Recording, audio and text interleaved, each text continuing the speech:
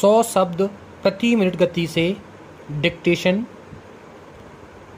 सभापति महोदय, हमारा यह देश विश्व का सबसे बड़ा लोकतांत्रिक देश है। इसके लोकतांत्रिक स्वरूप को बनाए रखने के लिए हमें निरंतर प्रयास करने होंगे। इस देश के प्रत्येक नागरिक का यह कर्तव्य है कि वह सिर्फ अपने स्वार्थ के ही बारे में न सोचकर देश के हित के कार्य करे, क्योंकि देश हित से बढ़कर और कोई कार्य नहीं होता और यही प्रमुख है। यही लोकतंत्र का आधार भी है। इससे हमारा देश निरंतर प्रगति की ओर बढ़ेगा। साथ ही हमारे लोकतंत्र की जड़ें मजबूत होंगी।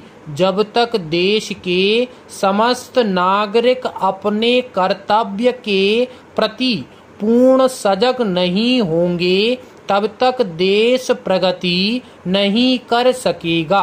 इसीलिए सभी दलों को एक साथ मिलजुल कर कार्य करना होगा।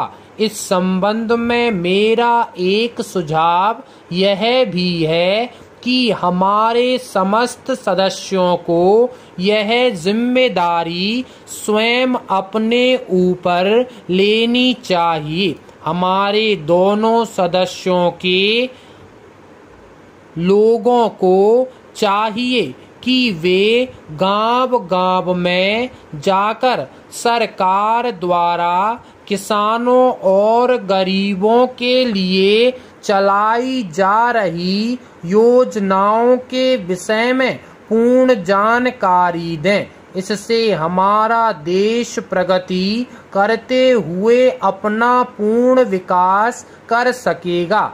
सभापति महोदय, मैं आपके माध्यम से यह अनुरोध करना चाहता हूं कि इस सदन में अनेक बार यह कहा गया है कि इस देश के सामने जो समस्याएं हैं उनको समाप्त करने के लिए सरकार द्वारा कोई गंभीर प्रयास किया गया है।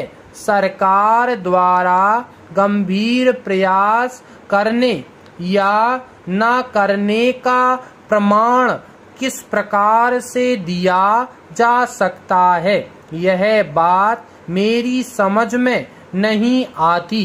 कुछ वर्ष पूर्व देश के कई हिस्सों में यह चर्चा का विषय बन गया था कि देश के सभी लोगों को आपस में सहयोग करना चाहिए। सभी दलों को आपस में मिलजुल कर कार्य करना चाहिए। किंतु क्या वास्तव में ऐसा हो पाता है, इस पर विचार किया जा सकता है। महोदय, आज हमारे देश के विभिन्न राज्यों में पढ़े लिखे लोगों का प्रतिशत बढ़ता ही जा रहा है। यहाँ तक कि केरल में 100% साक्षरता है। अतः किसी भी दल के नेता को या इस सदन के सदस्य को आलोचना करने से पहले विभिन्न क्षेत्रों में जो प्रगति हुई है उसके बारे में सही जानकारी प्राप्त करके फिर अपनी बात रखनी चाहिए। आज सूचना प्रणाली में जो क्रांति हुई है उससे भारत का नाम संसार के देशों में ऊंचा हुआ है। दुनिया के विकसित देशों में हमारे अनुभवी और कुशल व्यक्ति कार्य कर रहे हैं और वहां के विकास में महत्वपूर्ण भूमिका निभा रहे हैं। आज देश में पढ़े लिखे लोगों की संख्या पहले की अपेक्षा 3 गुना अधिक हो गई है। यह सब सरकार द्वारा किए गए प्रयासों का ही नतीजा है। शिक्षित युवकों के लिए रोजगार के अवसर भी पैदा करने की दिशा में सरकार प्रयत्नशील है। Full stop.